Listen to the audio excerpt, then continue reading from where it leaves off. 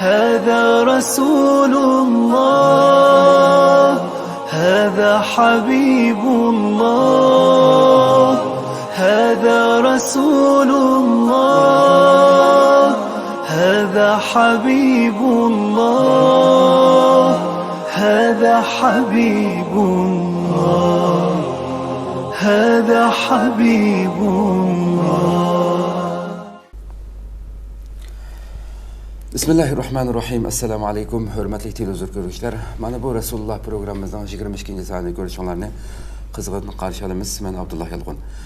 Qadirlik görülmelerimiz hammalarga ma'lum bo'lgandek bu ulug' muborak eyimiz boshlangandan tortib har kuni mushu soatlarda ekranlarda bo'lib kelyapmiz. Rabbimning iltifoti, marhamati bilan maqsadimiz hammalarga ma'lum. Bu güzel mübarek ayda Peygamberimiz sallallahu aleyhi ve sellem'ninki en şu güzel ahlaki hareketlerini özümüzde küçümüzün yetişçe özleştirip özümüzde bir özgertiş iyi boğan bu ayda özümüzge bir narsa koşarlasak en baxtlik müminlerden boğan bulumuz degan niyet bilen Resulümüzde texame çoğunqur tunuş üçün başıltıp her günü malum bir mavzuda to'xtalib kelyapmiz. Haşpeştükçü mana Ramazan en ahirki küllürge kilip kaldı. Rabbim inşallah barlık muşu söylengen derslerge bizde bir narsani o'zgartiradigan bo'lsa biz bu dersni qilishnikimi maqsadimizga yetgan bo'lamiz inşallah. Rabbim inşallah shundoq mu'minlardan qilishga oldi bilan bizdan boshlab hammanglarni muyassar qilsin. Biraz ahirki ishki bo'lim bugunmi biraz mijazim bo'lmoq uchun ovozim qarang-qurung. Biraz qulqonlarni g'idiqlashi mumkin. To'g'ri tushunishinglarni umid qilamiz, ham duo qilib qo'yinglar inshaalloh. Programmamızın daimlik mehmini hammalarga tanışıp bo'lgan da'vatchi Sharq Turkiston Ulamolar birligi a'zosi do'stim Habibullah Kusaniyni taklif qildik. Qimmatli vaqtini chiqarib qadam tashrif qilganlar uchun oldindan ko'p rahmat aytamiz. Sizlarga rahmat. Alloh razı olsun. Qadirlik ko'rmalarimiz programmamiz naq maydonda taqdim etdi. Ekran oldi chiqib turadigan nomerlar orqali bizga programmaga aloqador bo'lgan savollaringiz bo'lsa so'rasanglar yoki yazsanglar bo'ldi inshaalloh oldimizgi programmalarda bunga bir-birlab javob beramiz. Bugungi bosh temamiz hurmatli ustozlarimda bo'lgan Rasulullah va fitna degan mavzuda qo'ydik.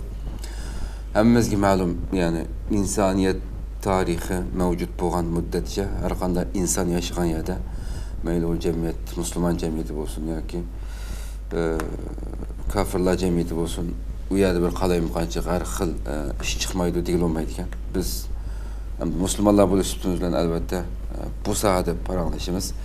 Bugun mushuni bir albatta jamiyatning ichida bo'lgan bu bir kasal, bu balo qazoga ta'bir joiz bo'lsa qandaq muomala qilganligini payg'ambarimizniki har bir mu'minniki bunga qandaq pozitsiya tutishi kerakligini albatta dinimizdan o'rganishimiz kerak. Bugun ham chet elda muhojirat yashayotgan xalqimizga qarasak, guruhlarga qarasak, har xil insonning beshini qaytiradigan narsalar ko'rmanlab turibdi. Mushlarni biroz bir oydin tushunish uchun bugun o'ltiribdik hamda ekranda. Mushni paranglashdik dedik. Hamda oldi bilan biz shunga kirishdan burun fitna degan nima degan buni bir uqumga bir ma'ni berib o'tmoqchi bo'lsak. Bismillahirrahmanirrahim. Allah subhanahu va taolaga hamda sanolar bo'lsin. Can Peygamberimiz Muhammed sallallahu aleyhi ve sellem'e durud ve selamlar bo'lsin. Haqqoniyat yo'lda ta qiyomatgachilik Qur'on hadisini bo'ylab mangan barliq kishilarga Allohning hidoyati va mag'firati bo'lsin. Amin. Aldı bilan hurmatli ko'rurmanlarga shunday deyman. Hozir Ramazonning 22si bo'ldi. Yana oltindan qimmatlik bu kunlar nihoyat oz qilyotdi. Şun bu ahirki onu Ramazan'ın en muhim bir basqıcı. Ayşe annemiz şundaq deydi. Resul sallallahu aleyhi ve sellem kan Resul sallallahu aleyhi ve sellem iza dakhala al-awaashir ahya leylehu ve ayqadha ahlehu ve jadda ve shadda mi'zarahu deydi. Bunda degani Resul Ekrem sallallahu aleyhi ve sellem Ramazan'ın ahirki onu kirgan vaqtida kechillerini bidar o'tkazadi deydi. Yani keçillerini taat ibadetlen ahırık onunu keçillerini taat ibadetlen ötküzet deydi.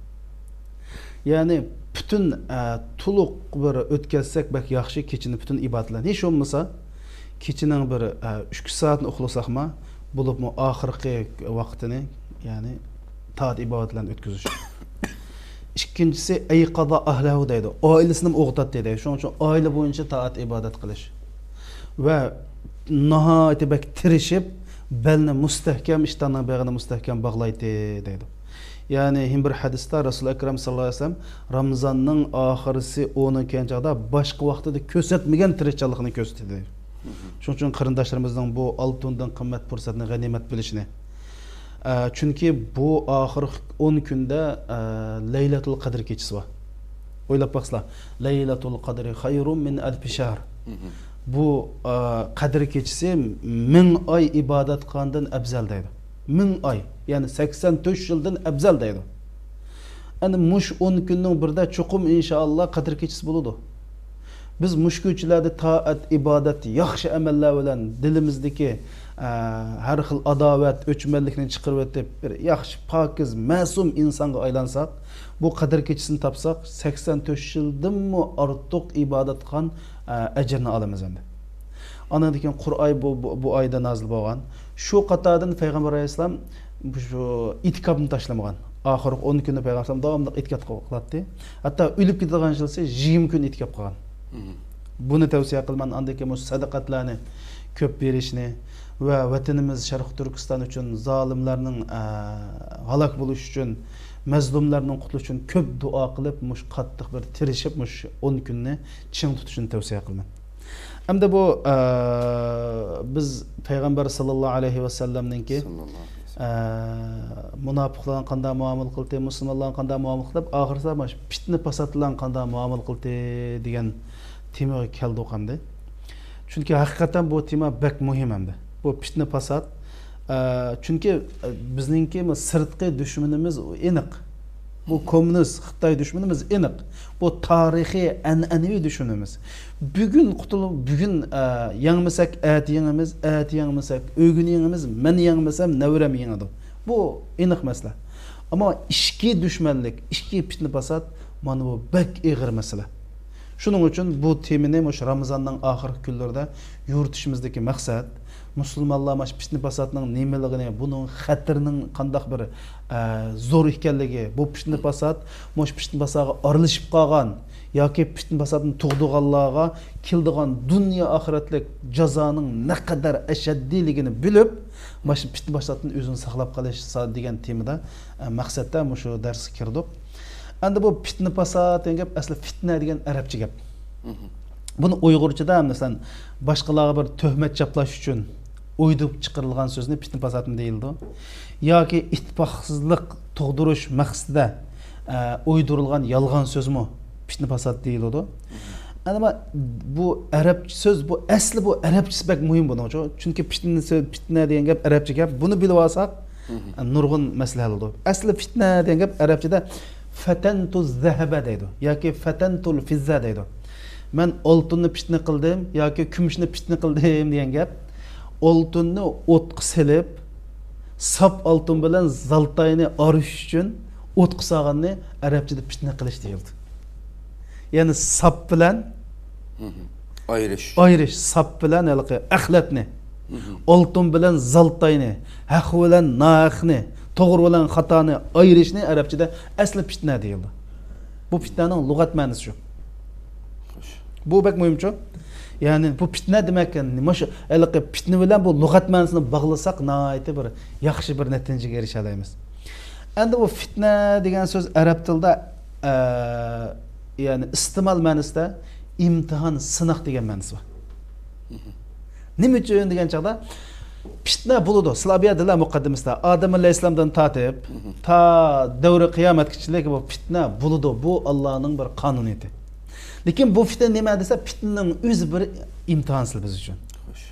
Mush xuddi mush dunyo bizga imtihon bo'lgandek, fitna shu imtihonlar ichidagi eng ig'ir savollarning birisi. Eng muhimi bu savolga qanday javob beramiz? Buni bilishmi bak muhim. Masalan, arab tilida adam o'ltirishni, jangi jidalni, urush qilishni bu fitna deyildi masalan. Andan keyin masalan Imom Shavkani rahmatullohi alayhi mana fitna degan so'zni qilib, fitna degan ikki firqa musulmon o'tirsa, ikki guruh adam urushib qoladi. Qaysining to'g'ri, qaysining xato ekanligini bilgilolmaydigan bir ahvolda mushuni fitna deyildi deydi. Buni mushtavaqdan qanday qilishimiz kerak? Masalan, bizning hozir siyosiyalarimiz bor. Mani qarsaqmi to'g'ri, vatan davosi, mani qarsaqmi vatan davosi qatqanda ko'rindi. Ikkilisi mening to'g'ri deydi. Mushni Imom Shavkani ikki musulmon, ikki firqa bir-bilan so'qishadi. Qaysining haqli, qaysining xato bilinmaganini mushuni fitna deymiz. Arab tilida arablar mushuni fitna deydi. Bu fitna bo'ldi, lekin bizga nisbatan bu imtihon bo'ldi. Xo'sh. Ya'ni to'g'ri bilan xato, haq bilan batil aralashib ketsa, bu fitna deyildi. Fitna degan. Hamda Imom Ibn Qayyim Javziy rahmatullohi alayh mushu fitnani mandaq degan fitna ikki turli bo'ldi degan. Birisi shahvat, havo havasdan keladigan fitnada, masalan, ayollar bizga nisbatan fitna bo'ldi hamda. Shuna malning fitnasi, ayolning fitnasi, balaning fitnasi deyildi. Nima qilsa shu ballar sababli biz imtihonda o'tamaymiz. Ayollar sababli şu, ayollarning fitnasi sababli işimiz buzuldu. Bunun fitne deyildi. Bu hava havas fitnesi deymiz. Ama onundan başka en çoğun bir fitne var. Şu nadallıktan, bilmegenlikten fitne qilish, fitnege sebepçi oluş, en fitnenin çoğunu dep muşunda degan endi. Fitneninki asaslık ma'nosi mush. Xo'sh. Endi biz Qur'oni Karimda vel fitnetu ashaddu minal qatl. Hatta ölümdün mü iğir dep tabir berilişinki bununki sebebi. Endi hatta bu al fitnetu ashaddu minal qatl degan sura Baqarada, hatta sura Baqaraninki 217-oyatda vel fitnetu akbaru minal qatl dep. Bir yerda fitna o'ltuganlikdan yomon deydi, yana bir yerda fitna o'ltuganlikdan cho'ng deydi. Hamda bu oyatning 5'ini o'qisak, Alloh subhanahu va taolo shunday deydi: "Waqtuluhum haythu saqiftumuhum wa akhrijuhum min haythu akhrajukum wal fitnatu ashad min al qatl." Bu sura nimedeki Baqaradagi oyatning 5'i qarsa, kafirni tapqan yerda o'tiranglar. Va ular sizlardan nadan qo'g'ilib chiqqan bo'lsa, sizlar u yerdan qo'g'ilib chiqaringlar deb bu deb kelib, nima ish qilsa, "Wal fitnatu ashaddu minal qatl." Chunki ularning qilgan fitnasi o'ltirganlikdan yomon deydi. Ularning ziminda tergan fitnasi. Fitnasi o'ltirgan. Bu yerdagi fitnadan nima maqsad desa, bu yerdagi fitnani ulamolarimiz dindan chiqishga majburlash degan. Imom Ahmad bin rahmatullohi alayh bu yerdagi bu kafirlarning paydo qilgan dal shuningga aytgan. Bu yerdagi odamni o'ltirganlik ham fitna bo'lsa, insonni irodasiga, ya'ni sening irodangni majburlash, erkinlikingni bug'ish deydi. Ya'ni seni dindan, e'tiqoddan zo'rlik bilan yenishga majburlash. Masalan, shuning uchun ham deydi. Nima ish qilsa desa deydi, sening bir erkinligingni musodir qilsa, seninki dinga e'tiqod qilish erkinligini musodir qilsa, bu asli insonlik degan, insonlikning javhari degan erkinlik deydi. Albatta.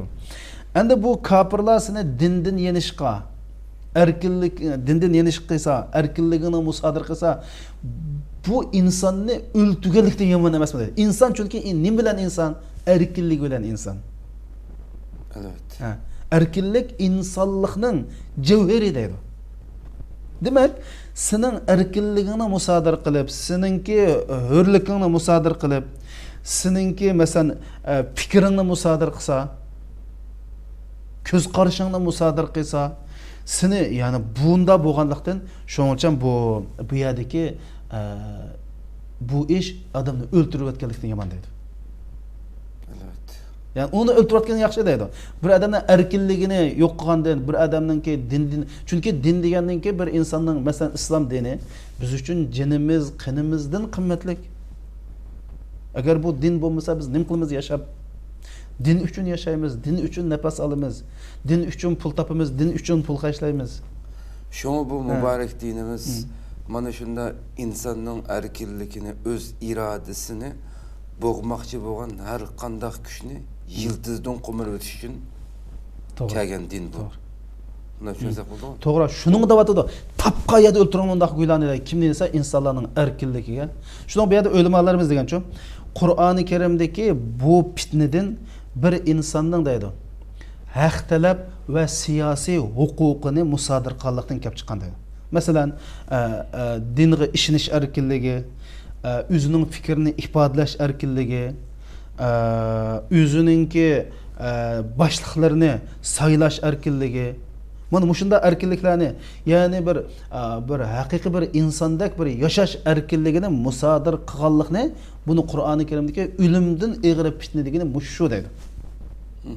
Shuning uchun agar bu bo'lmasa, bu musodir bo'lib ketsa, sening insonliging tugadi deydi. Uni o'lganda yomon bo'lding sen deydi. Shuning uchun biz uchun mana erkinlikning naqad bir kimki erkinligini musodir qilamiz ekanmiz, uni tapqayda o'ltirish kerak. Ma qatilni tapqayada o'ldi, puloni bulab kelganini tapqayada o'ldi demadi. Birdan bir tapqayada o'ltirdigan odam erkinligini musodir qilgan odam. Shuning Qur'oni Karimda buni bir yerda o'ltugandimi yomon dedi. Hem bir yerda o'ltugandimi cho'ng büyük bir jinoyat bu. Deb uni fitna deb mushunda oldi. Shuning uchun bu eng fitnaning yomoni mushu.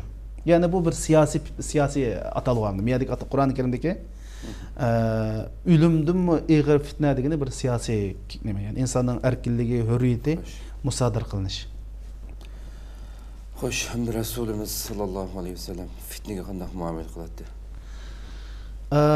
Demak, bu fitna masalasi keldi. Hamda Rasul akram sallallohu alayhi vasallamninki fitnaga muomil qanday muomala qiladi deganda, hamda Rasulullohning davridimi bir necha qatimliq fitna yuz bergan. Hatta Qur'oni Karimda mushto'g'irlik maxsus oyat tushgan. Shuning uchun payg'ambar alayhisolamning bu fitnaga qanday muomala qilganligini bilish uchun biz shu fitnani bir tilga o'taylik. Shu fitna qanday bir fitna yuz bergan. Masalan, ba'zi ulamolarimiz hijratninki 5-yilda edi, ba'zi ulamolarimiz hijratning 6-yilisi mandaq bir voqealar yuz bergan.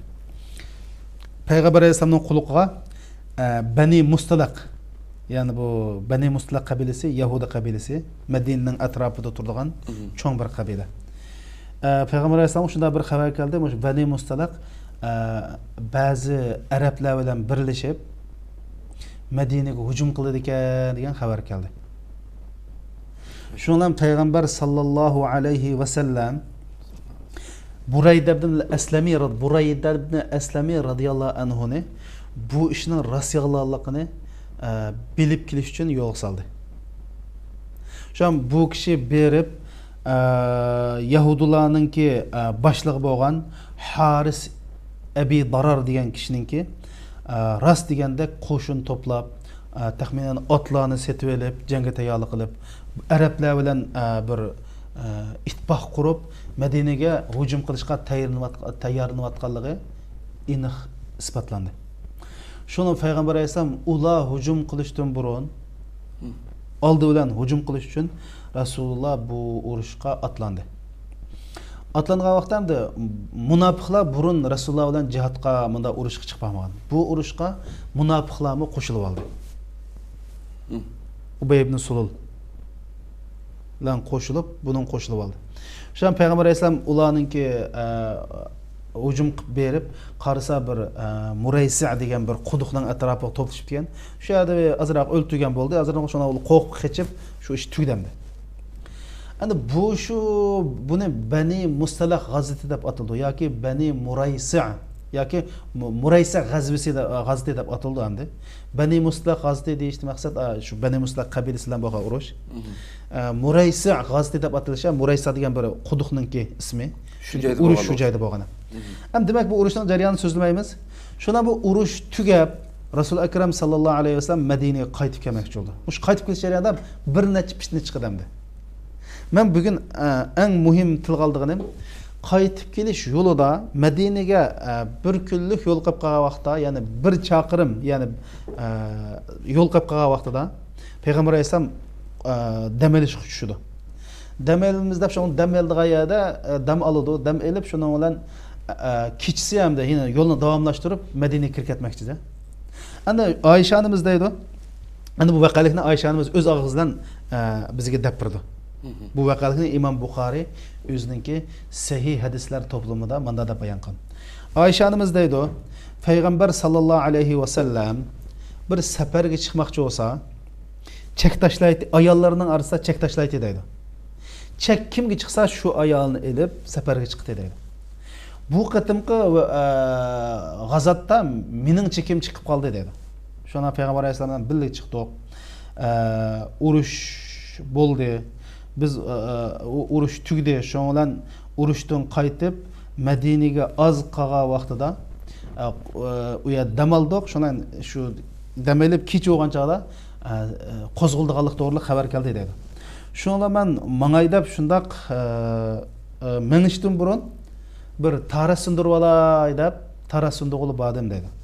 Shunda taras sunduqni berib qaytib kasab kelib undaq maydamni silsam bo'ynimga esib olgan bizning Uyg'urchada gulobka deymizmi endi. Ya'ni xudo unda oltin zanjirdek zanjir endi u. Oltin emas. Bo'yniga esib olgan bir nima ekanda gulobka degan. Yo'qturdi deydi. Buni atoydan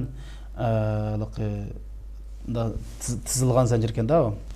Shuning bilan bu uzilib tushib qopti deydi. Shundan men aqchana shu tarat sundirish yo'lda tushib qoldim, shuni izlab ketib qoldim deydi. Shuni izlab ketib qoptimi?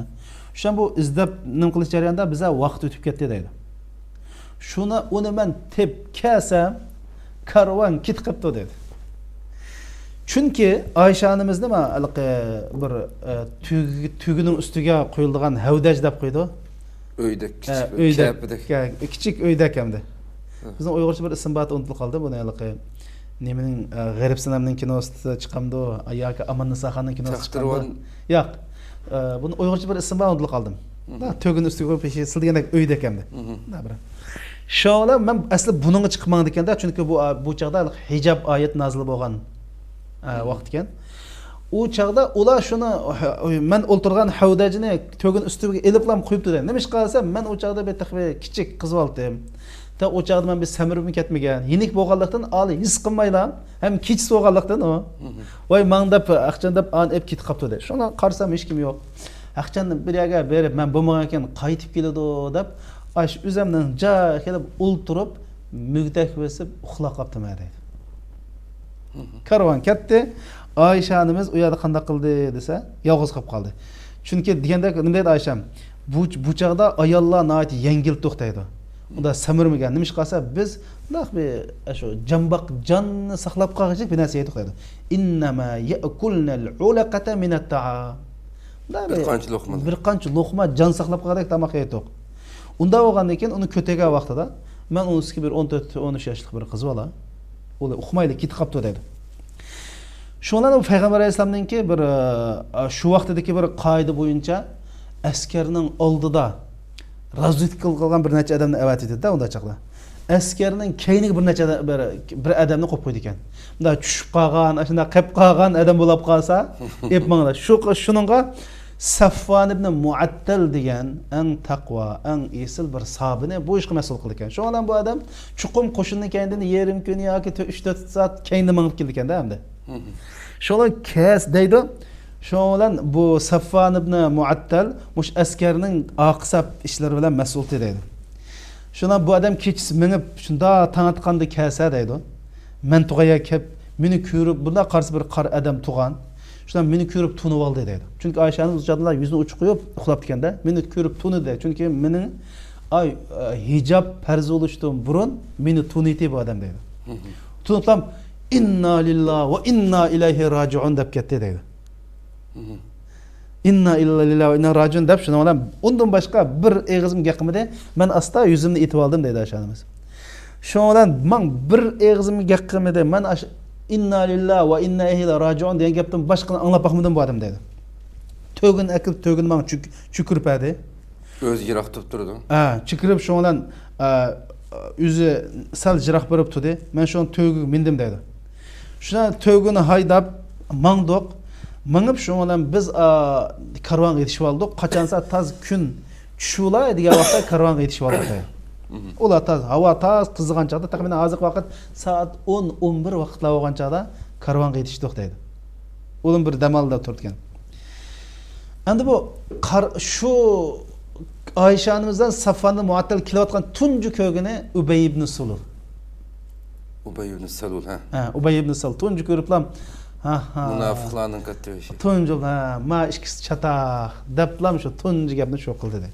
Şunu qilgan dedi. Fitneni en başta o çıkırdı, ot yakırdı. Ot yakırdı. Şuna anda Medine kilip lam ağırıp kaldım dedi. Şuna kirdik Medine başı gap yok. Medine keldik. Men ağırıp kaldım dedi. Şu ağırıp bir ay yetip kettim dedi. Bir ay yetip kettim. Bu piştini boptu dedi. O piştini bulap bir nasıl gitti. Yani Ayşe'miz bilmeklikte bunu. Ayşe'miz bilmek piştini boptu dedi. Men işini sıkmapman dedi. Şunu olan amma Peygamber men ağırıp kalınca Peygamber Aleyhisselam'ın sel muamelesi man qarta sel sustab kalgan bir narsa qaldı. Başka hiç qanday narsa sıkmadım dedi. Amma Peygamber Aleyhisselam burun ağırıp kalsam meni bek mandaq küzüm qaragandek maqatım onçola küzüm qarab ketmedi. Lekin başka narsa hiç qanday bir narsa sıkmadım dedi. Mesela Peygamber Aleyhisselam sel muamelesi özgürüp kaldım deme degandek bir tuygu boldu. Ondan başka hiç qanday bir narsani sezmedim dedi. Şoňdan bir günse sel yaxşı op kaldım dedi. Yani saqayıp bulamadı lekin bize yaxşı op kaldı. Şoňdan Ummu Mistah yani Mistah'nın anısı degen yani Ebu Bekir radıyallahu anh'ın tuqqunamdı. Şu anısı bilen Peygamber sallam kirip öykilip "Vay kızning bunun ahvaly unda kayfa tikum" dep, onun ahvaly qanday dep sorap koydu deydi. Bir iki günde, üç günde kirip qanday ahvalyň dep sorap koydu. Bir narsa isqimdim deydi. Şoňdan azrak yaxşı bolgan eken Mistah bilen bizninki hazırkımda burun yezlada Ubirni öydün bir 300 metre jirakta bulduk hamdi. Şu vaqtda şu Ubirni joy vakanda hamdi. Azrak bir arlyk vakan. Şan Mistah bilen Ubirniga çıktık deydi. Ubirniga çıkıp şondan Mistah Ubirniga ketiş yeniş yolunda hamda bir narsa putuluşup ketip "Vay Mistah 5 ýylyny ýasa" dep şunda dedi deydi. O 5 ýylyny ýegen Mistah dep saldy deydi. Öz putuluşup ketip o 5 ýylyny ýegen Mistah degen eken men qop estağfirullah. Sen neymi davatsa, bu Bedir'e katnaşkan adamni sen tillavatsan o. Dedim dedi, sen tek anlamdanız mı onu diyen gepini dep şunda dedi. Nim boldu, nimini anlamadım desem andayken boğan men doğrulup pişni basadın hemen depperde dedi. Şoňlan men şoňla bu qattiq ko'nglim yerim bolup hatda ba'zi riwayatlarda Ayşa'miz muşunu alğanca da hoşuna ketken deydi. Hoşuna ketken. Ba'zi riwayatda özüm men bir 2-3 gündüz uxlayamadım dep. Hamda şuning bilen bu Ummu Mistah degen hamda Abu Bekir radhiyallahu anhu'nun hammasi. Buni xabar qilgan. Şu vakan uqandan keyin andan keyin Peygamber Aleyhisselam'dan ruhsat sorap men ata-anamni görüp bir davalanyp kelsem dep Peygamber Aleyhisselam'dan ruhsat aldım dedi. Am uqtidam o gapni. Son Peygamber Aleyhisselam'dan ruhsat sordum. Apamni qışığı verip yığlap apa haq ras muşunda gap barmı desem apam dedi vay kızım nima sendek çıraylık bir kızninki Peygamberdek bir esel yoldaşı bolgandan keyin o köz tekken hasat pasat degan narsa boladi. Jaq şemes dep apam maňa muşunda qalyk tasalli wadi deydi. Şunu bilen men keç gündüz yığlap közlerimden yaş qorup muşunda bulap ketdi deydi. Bolgan eken şuna ahval muş. Peygamber Aleyhisselam bu iş tahminen bir ay etrafında bulap kaldı. Peygamber Aleyhisselam özünün en yakın bolgan Ebu Talib, Usame ibn Zeydni çaqırtdı. Ameliyatta bunda ahvallarda bir vahiy düşüp Peygamber Aleyhisselam'a işinin mahiyetini bildiriş gerek. Vahiy düşmedi. Yani bir ay 35 gün etrafında oldu. Medine lık uşaq sözgü toşaqandı. Hatta bununla münafıklardan başka Bedir uruşu qatnaşkan Mistah radıyallahu anhu. Peygamber sallallahu aleyhi ve sellem'in danlık şairi bolgan Hassan ibn Sabit. Zeynep anımızın sınlısı Hamna 3 sahabi aralashib qoldi sizlar bu ishni. Benim munofiqlar o'ttirib qo'yib, munofiqlar o'jja qo'ymadi endi munofiqlar 300 atrofida munofiq bo'lmadi endi. 300 dan boshqa ma sahabilar bu ishni aralashib voy xudoyim deb mushta bo'lib qoldim. Şun Peygamber Aleyhisselam bu iş qanday qilamiz deb bu bir endi bak eg'ir pishtinda Peygamber Aleyhisselamning ayolining shani sharifi ya'ni iffat numsi qilingan bo'xtonda bu. Shuna Peygamber Aleyhisselam o'ziga eng yaqin bo'lgan Usama ibn Zayd va Ali Razalani chaqirtib qanday qilamiz bu masalani maslahat beringlar degan Usama ibn Zayd dedi. Çünkü bular Ayşe annemizden birlikte yaşaydıgan bir aile kişilerdə bu. En yakın bildiğin kişiler. Men bu kız doğruluk hiç qandaq bir qalaymuqan gumanlıq bir işini his qilmadim. Bu Ayşe pak. Deb nim qildi. Yani biz ayolingdan o faqat manda bir gumanlıq bir narsa bayqamadik deb guvohlik berdi. Ali Razalani olsa bu to'g'ri, bu yaxshi ayol, lekin buni qo'yib o'tib, ayol degan jiq, birini olsang tugmadimi Allohning payg'ambari. Lekin deb bo'lib, lekin Oyshaning xizmatkoridan so'rab baq. Chunki xizmatkor degan davomli bir Oyshanimizningki xizmatkori qizni nimadan so'rab baq. Ismi Barira degan Bariradan so'rab baq. Degankin Payg'ambar alayhisalom Barirani chaqirib Hal ra'ayti min şeyin yuribuki min Ayşe. Sen muş Ayşe bilan davomli birga yashaysan. Men javob bergan qizim. Muş Ayşening bir gumonliq bir harakatini bayqadingmi degankin. Seni payg'ambar qilib avatgan zot bilan qasam qilamanki, bu bir kichkidan qiz bola. Bu qiz bolaning kichikligidan xemir yo'g'irib uydab qolatdi, tug' kelib uning xemirini yavlatdi. Mushunchilik qiz bolaning yana 10 cho'la ishni o'ylig'idek aqllisim yo'q. Demak, shunda ma'sum, shunda sabab o'qiz.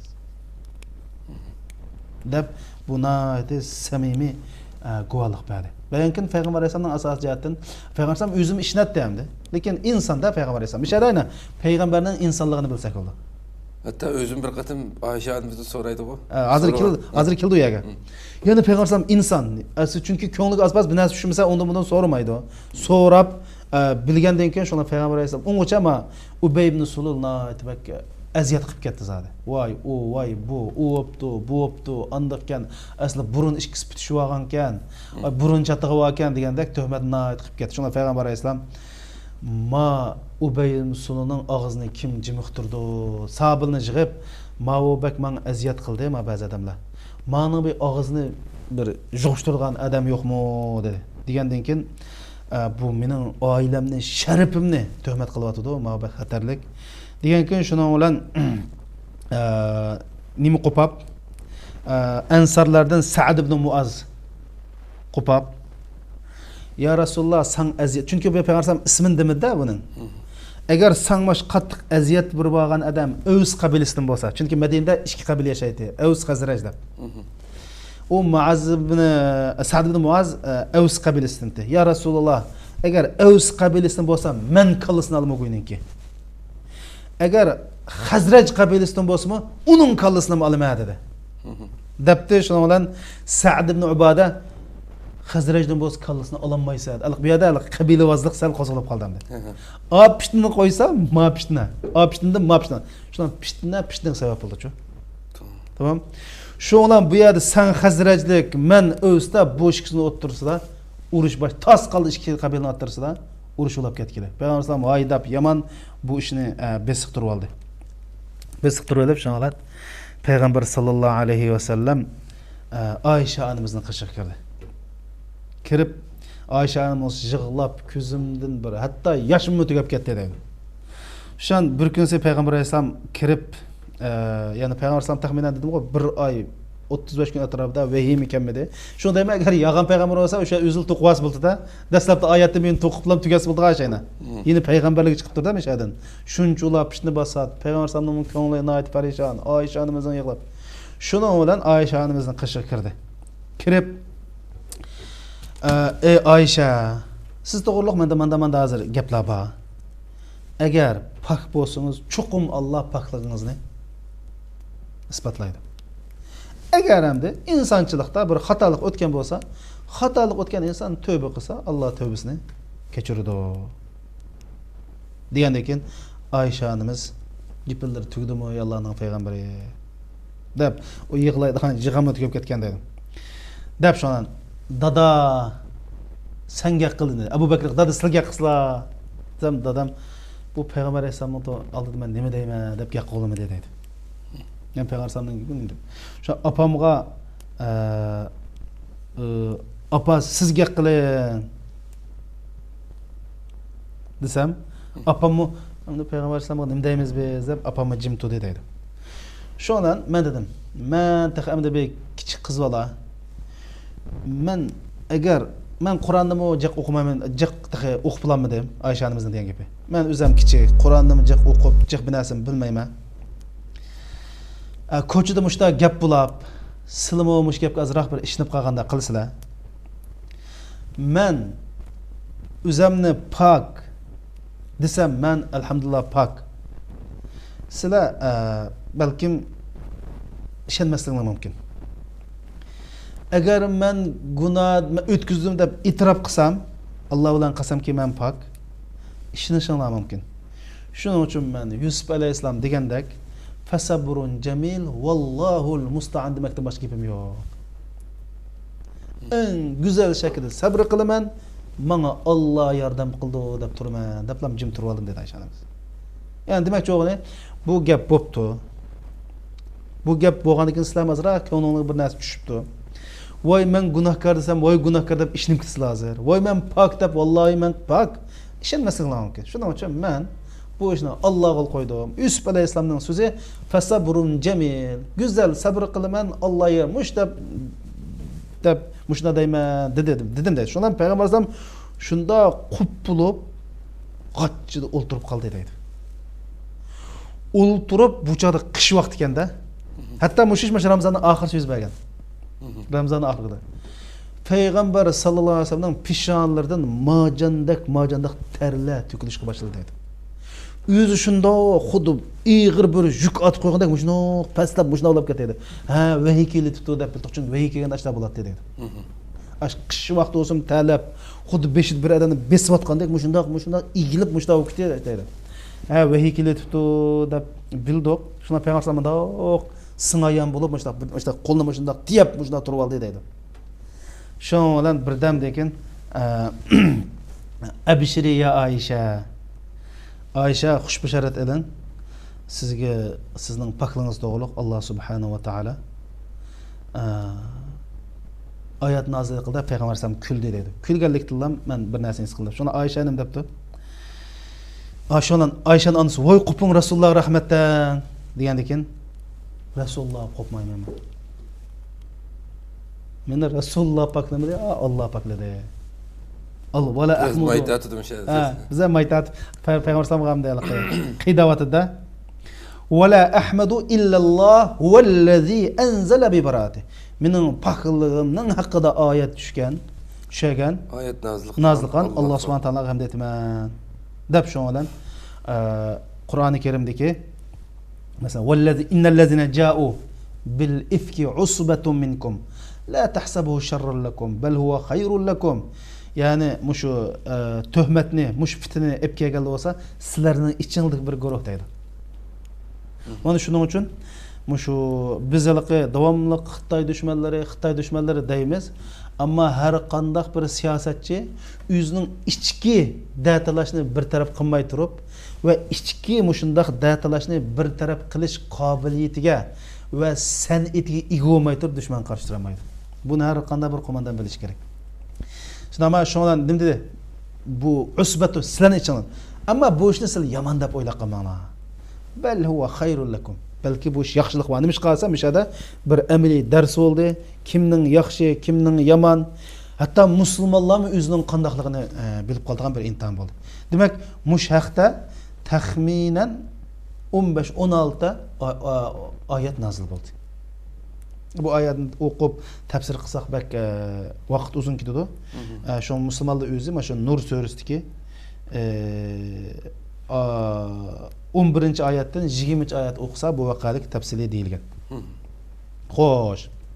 Demak, endi Oyisha onamiz dedi, bir Allohdan da Payg'ambar alayhisolamdan tushib kirib mening ishim yoki Jibrayilda kelib bu ayol paktab menda o'ylagandim, mening haqqimda, mendek bir bechora mening haqqida Alloh menda Qur'onda oyat nozil qiladi deb o'ylamabdi ekanman deydi Oyisha onamiz. Qiyomat qilsa tilovat qiladigan Qur'on nozil deb o'ylabdi ekanman deydi. Xo'sh.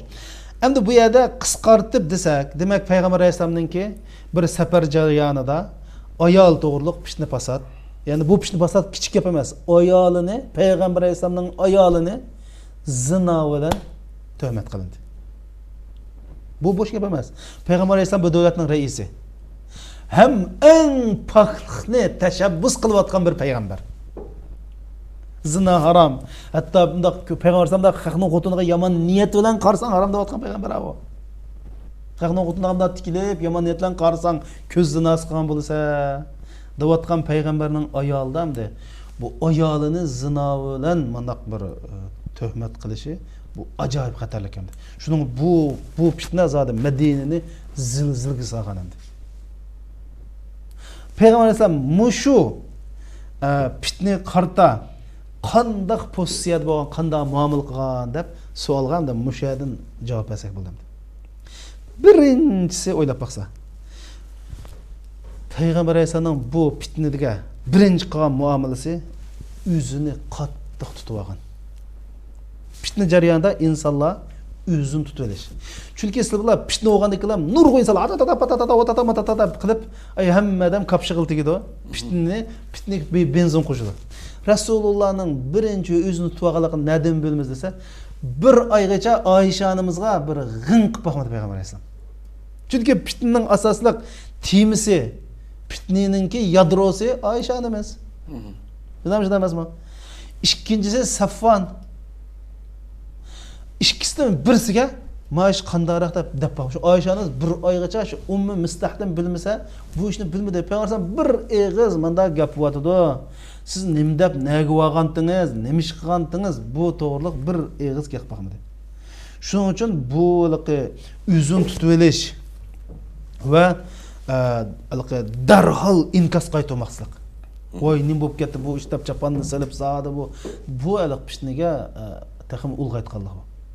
Şu bunun bizning eng ügünüp aldığan işimiz, şu piştni yüz bergen çağda her qanday musulman darhal özünü tutub olish.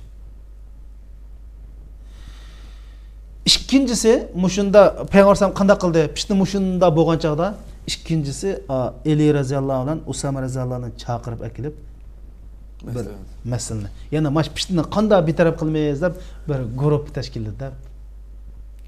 Bir hayat tashkil etdi.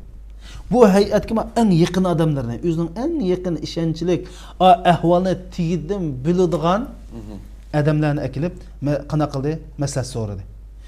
Demak, mushu fitna bo'lgan vaqtida biz o'zimiz shu fitnaninki kelib chiqishi yoki shu fitnaga aloqador shuni tigidim biladigan odamlardan maslahatlashish. O'z oldimizga pala-puluq chiqiblam, talvil qilib, shalloqlik qilib ishni buzsaq bo'lmaydi. Payg'ambar alayhisolam Usama bilan Ali radhiyallohu anhu bilan qoldi. Maslahat so'radi. Endi ikkisi ananikini maslahat so'rab, maslahatni oldi. Nima deb maslahat berdi? Eng yaxshisi, Ali radhiyallohu anhu dedi, eng yaxshisi Oyishaning xizmatkoridan so'radi dedi. Tamam. Shundan maslahat bergan, ba'zan maslahat deb qo'yib, o'zini bilganini qiladi. Payg'ambar alayhisolam ikkisining maslahatini bir payg'ambar turib, Ali radhiyallohu anhu qarsa payg'ambar nisbatan bir shumta kamdi. Kichik u. Ali radhiyallohu anhu quyvat deb degandilar. Yo'q, hamda alqa shunday eni quyvat demadi. Ya Rasululloh ayol degan jiqqo deb. Ayol degan jiqqo deb bo'lib, lekin eng yaxshisi Oyishaning xizmatkoridan so'ra. Nima uchun deydi? Chunki qiz bola Oyisha onamizdan xizmatkor bo'lgan kun 24 soat birga degan gap. Ya'ni to'g'ri maslahat berdi. Xo'sh. Payg'ambar alayhisolam buning maslahatini, Ali radhiyallohu anhu maslahatini elib qanday qildi? Oyisha onamizning xizmatkoridan so'radi. U xizmatkor nima dedi? O bir kichkina qiz bola xamir yug'urib, uxlab xamirni to'qiydigan qiz bola u ishni nada unda shu bo'lsa. deb qasam qilib turib Oysha onamizni oqladi. Hamda Payg'ambar alayhisolamninki Bariradan so'rishi bu nima tushundirdi bo'lsa, bu fitna to'g'riliq Payg'ambar alayhisolam maxsus bir dilo turg'izib, buni izdandi. Bu fitna zodi rasmo, yolg'onmi, buning egiz kimo? Buni günimiz. Fitnani bundaq bir og'iz bir tapdi. Masalan, bizning hozir shunda telefonga bir gap bo'g'icha o'qimay turib emisiga yo'llaymizda, ajoyib hamda. Bizda shuna bir kesal. Ba'zan o'qimay yo'llaydimi? Şimdi iştigire taqit olaydı. O'ziga amaliyotda o'ziga bir uruq olayotganligini, amaliyotda o'ziga dozaqqa yo'l ochayotganligini bilmaydi bechora. Payg'ambar mana Bariradan so'rganlikdan har qanday bir fitna bo'lsa, buni taqitishdan burun yoki hukm qilishdan burun yoki nim qilishdan burun buni bir izlanib gapning qandara gap. Bu hayotimizda bakcha bunday gaplar. Bizda qanday qilamiz? Shuni tutib oliblam, uni tasmi pulab, yo'g'antib, tax mushni qanday qildi desa, ichini shixiri dinning nomi bilan qildi. Dinni qo'g'dash nomi bilan, vatanni kofirlardan qutqizish nomi bilan fitna ulg'aydi. Mana bu xatarlik, mana bu ishlar bor. Shuni men Payg'ambar alayhisolam qana qildi? Hatto Payg'ambar alayhisolam buningdan to'xtab qolmadi. Ajoyib eslar.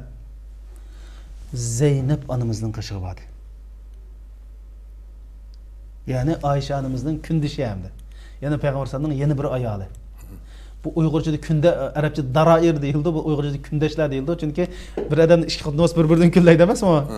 Berib Zeynep. Ayşe to'g'riliq san qana qaraysa, mushta gap bo'tdi degan. Ya Rasulullah, men bu masalada men qo'liqimni tilim saqlab qolay. Lekin Ayşe esil qizala. Men onundan men faqat bu ishni qildi deb hargizim o'ylamayman. Men mana shunday qilday. Men ko'zimdan qo'lim, eloq gap qilishdan qo'rqdi. Nima ish qildi desa, Ayşe onamiz deydi, Payg'ambar alayhisolamning ayollarining ichida eng mang raqobatcham shu deydi. Chunki Zeynep onamiz bek chiroyli ekan-ku. Ayşe onamiz deydi, Payg'ambar alayhisolamning ayollarining ichida eng raqobatcham shu deydi. Lekin o'ylab baqsizlar. Bu ayolning esilligi ana miyada rasmiy bir esil imom bo'lmasa, o siz bu dunyoda o'ylab baqsizlar. Bir odamning ikki xotini bo'lsa, ma xotini mushunda fursatda hamda bo'libmi, yomon fursatda cho'qvanmasa, menja buning mana mushunda esil ayol bo'lmasa tugaydi hamda. Odatda normalda yaxshi gapini qilmaydi. Buna bir ikki xotini odam qilsa, ay qo'y, buni qo'y. Munda hozir emas, nima davosi aqdigan vaqtda men hozir. Degankin, ya Rasulullah, ahmi sam'i va lisani. Men qo'lim bilan igi chiqay, men saqlab qo'y Rasulullah. Lekin men Oyshadan yaxshilikdan boshqa narsani ko'rmadim deb. Demak, Rasulullah qanday qildi desizlar? Mushu fitnaninki rost yolg'onlik haqida noyati cho'nqur izlanishib bordi. Mana bunda muomala qildi Payg'ambar alayhisolam. Bunda muomala qildi. Shun Qur'oni Karimda o'zir bor. Bir xabar kelsa buni chuqum rasulullohni isbotlanadigan oyat hamini bilamiz endi. Bishada mushu Zeynep onamiz hissiyot qilib birilib yoki bir kundashlik qilib bir narsa deb solsa, ish ulg'uydi, nurg'un chatoq chiqadi. Hamda Payg'ambar sallallohu alayhi va sallam hamda uni deb bo'lgandan keyin bu yerda bir chatoq chiqdi sizlarga. Hasan ibn Sabit radhiyallohu anhu Payg'ambar alayhisolamning shoiri. Hasan ibn Sabit. Bu Safvan to'g'riliq gap qo'ydi. Ayşe onamizni to'yga mindirib, ib kelgan Safvan radhiyallohu anhu, Safvan ibn Muattal noyat taqvo, hatto Payg'ambar alayhisolamdan oila do'stlik va sahobiy bor. Bu to'g'riliq gap qo'ydi. Safvan radhiyallohu qilishni chiqardim, Hasan ibn Sabitni chipib soldi qarsi. Resmi qilishda chapdi. Men tuhmat qilamsa, men deb chidamay qilishdan chap soldi. Shuning bilan bu yerda shundan bu ikkisi Hasan Sabit nimani tutib olib, shuna Payg'ambar sallam qishib keldim. Degan bu fitna chiqadigan gapda, o tas qoldi, Avslan Xazraj qabilasi so'qishib ketgan tas qoldi. Miyada Safvan bilan ma ikkisi. Buni qanday bitar qildi Payg'ambar sallam? Payg'ambar sallamning qishig'i kelgandan keyin payg'ambar alayhisalomning qashiq olib kelgan ekan. Endi tuhmat qilish uchun islom dinida 4 guvoh ketadi. 4 guvoh yo'q. Yegan qilishi qarta payg'ambar alayhisalom buningga bir didakni pul, mal hadiya qilib buning o'rnini to'shqazdi. Hatto agar Hassan ibn Sabit mushunda ulab ketsa, Sabbad ibn Muattal qisas elindi deb so'lab qo'yishga buyurdi. Tamam. Agar sening zarar uchun buningga to'ga, pul, andikin bir didakni izin to'lg'izbadi. Ammo sen buningga 4 guvoh kelmay tuhmat qilganlik uchun deb shu yerda andikin tuhmatxo'rlarga 80 darra urush shariatni ijro qildi. Qasam manda bitirib qildi. Hech kim zixmi ko'ymaydi, qorni ko'ymaydi. Xo'sh, abiyadadam Avs bilan Xazraj qabilasida Sa'd ibn Muaz bilan Ubad ibn Sa'd ikki qabilaning boshlig'i, ikki qabilaning mas'ullari so'qishib qolgan. Buni qanday qildi desa, payg'ambar sallam bir qatim an elib aniga mehmondoshlik qildi. Shu aniga boribdi, Sa'd ibn Muaz bilan tamoq etib, taz mehmon qildi. Endi bir necha kun o'tgandan keyin Sa'd ibn Muazni olib ibodatni Samit radhiyallohu uyga berib, u yerda mehmon qilib, bu ikkisini menda yaxshilashtirdi. Maaş ikisini Hasan Sabit'nin tövge pul verip bunu tüketip ama töhmetke anıqında razı kıldı. İslam dininde töhmet kademine 80 darri kildi, 80 darri uruldu. Şu muş vakalikte ayet darri uruş ayeti nazil bolgan. Demek Peygamber Aleyhisselam bu meselelerini hem de muşundak hal kıldı. Andaki yeni bir mesele çıktı bir yerde. Piştini sebep oldu diyene. Dedim, bu piştine aralışıp kalkan adam 3 dedik. Birisi Hassan ibn Sabit, ikincisi Mistah. Mistah degan Peygamber Aleyhisselam'ın hamısının oğlandı. Bedir'e katnaşkan sahabe. O Mistah'nın Ayşe anamızdaki töhmetke aralışıp kalkanlıktan Ebu Bekir radıyallahu Allah olan kasam ki bundaki yardım kılmaya. Bundaki aşağıdan iqtisadiyata yardım kılıp şunu kılırken de. Halid Khan, evet Khan. Qasam qilib etkanda, men buningdan keyin nima yordam qilmayman deb. Qasam. Shuna buni qanday nima bo'ldi desa, shu oyat nozil bo'ldi. Va la ya'tali ulul fadli minkum wasa ay yu'tu ulul qurba. Allah pul mal kengirlik berganlar tuqqanlarning ichidan yaqinlarga yordam qilishdan boshlatmasin. Ala tuhibbuna ay yaghfirallahu lakum. Hey, sizlarning Allohning kechirishini yaxshi ko'rmasizlar dedi. Demak, sen kechirvat. Tuqqaning shunda bo'ldi. Sen kechirvat. Alloh kechiradi degan oyat nazil bo'lgan ekan. Voy uhibbu, voy men Allohning kechirishini yaxshi ko'raman. Allohning kechirishini yaxshi ko'raman. Alloh bilan qasamki, tiriklam, hayotlam bo'ldi ekan, men tuqqaniga yordam qilishni to'xtatmayman dedi. Demak, bu şu qatımqi vaqalikda men mushundaq pishtining ichidan pishtina nurg'un chataq chiqib ketdi.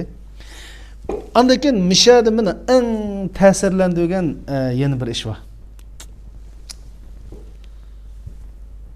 Abu Ayyub al-Ansari Turkiyada yashagan odammiz, Abu Ayyub jamoasini bilamiz, Ayyub jamoasini. İkisi xotin bu ishni menda deydi-da. Ummu Ayyub ayol dedi. Hey Ayyub, ma Ayşe Safvan doğruluq bo'lgan gapni angladingmi? Munda gap debdi. Angladim deb bo'lib, hey xotin dedi. Mush ishni sen bo'lib qolsang, Ayşe onamizning o'rnida sen bo'lib qolgan bo'lsang, sen mush yamashini qilamding debdi. Voy Xudoga tavbasizlar, men bu ishni qilmaydim debdi. Bilib qo'y, Ayşe payg'ambar alayhisolamning ayoli, sen bizdan yaxshi, shuning uchun hargiz qilmaydi. Mana bu darsni bütün musulmonlar ilish kerak. Agar jamiyatdagi insonlar mush Abu Ayyub bilan Ummu Ayyubdek bo'lsa, fitna to'lg'an yerda kun ko'ramay o'ladi. O'ylab baqsan, bu odat gap emas. Ajoyib javobda, hey Ummu Ayyub, sen Ayşe'nin o'rnida bo'lsang, bu ishni qilamding deb, "To'y qilmayman men" degan debdi. O'qib qo'y, Ayşe onamiz sendin mendan afzal. Undan keyin albatta qilmaydi u. Şundan biz hazır her qandaq bir iş bolsa, ya o adam esil, mümkün emas. Manda o'ylashimiz kerak. O adam mendan yo'q. Men chiqimda qilmayman bu ishni. Qandaq qilib o adam qilsin desak, jamiyat kishilar mushudak bo'lsa silchib ishni bilan bo'lmasmi? Mencha mana mushundaq bu ishni Payg'ambar alayhisolamdan qanday muomala qilgan mushun eng menga ta'sir qilgan shu alaqi. Andikan Alloh subhanahu va taolo dedi: "Walaula iz sami'tumuh qultum ma yakunu lana an natakallama bihadha." Subhanaka hada buhtanun azim.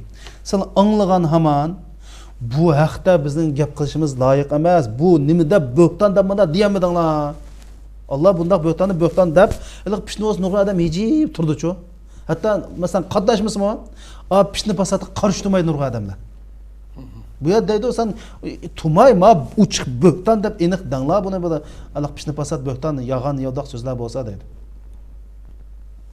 Shuning uchun iliq mushadiki mushu Ummu Ayyub bilan Abu Ayyub Ansarininki mushu nimisini biz naydi. O'zimizga bir qattiq dars qilishimiz kerak. Ko'pdan ko'p rahmat. Aslida bu program biroz yana bir bo'limga qoldirsak bo'lgan, chunki oxiri yana to'xtalish tegishli nurg'un mazmunlar va vaqtimizni to'shib beshib ketdi. Inshaalloh atigi programni davomlashtiraylik. Mashhada oxirlashtirsak.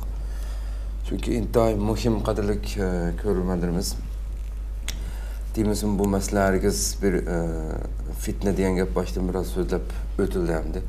Faqat bir insonning oilasiga, shon sharafiga shu haqda chiqarilgan bir so'z jo'jaklam bo'lmaydi bu. Mayli siyosiy jihatdagi tashkilotlar ichidagi bo'lsin, yoki olim ulamolarning keyindan bo'lsin, nurg'un hamma sohaga chiqilgan shu sohaning ichidagilarga o'tirib tashlanayotgan so'z jo'jak har xil bo'xton narsaning hammasi chiqirdan biz faqat bu yerda misol sifatida o'tilgan bilan buni yana bir bo'lim qilsak mutlaqo aran tugatishimiz mumkin. Chunki bu chiqishdagi fitnalarning chiqarilishidagi sabab munofiqlar nimani nishon qildi. Bu chiqqan vaqtda musulmonlar bo'lish sifatimizdan qanday vazifamiz nima? Qanday turdagi ulamolarga murojaat qilishimiz kerak degan mazmunlarni qilib qoldi. İnşallah Rabbim ati ömrümüz bo'lsa atiki programmada shu soatlarda ko'rishguncha sizlarni Janobi Allohga topshiramiz. Assalomu alaykum va rahmatullohi taala va barakatuh. القلوب إلى الحبيب تميل ومعي بهذا شاهد ودليل أما الدليل إذا ذكرت محمدا صارت دموع العاشقين تسيل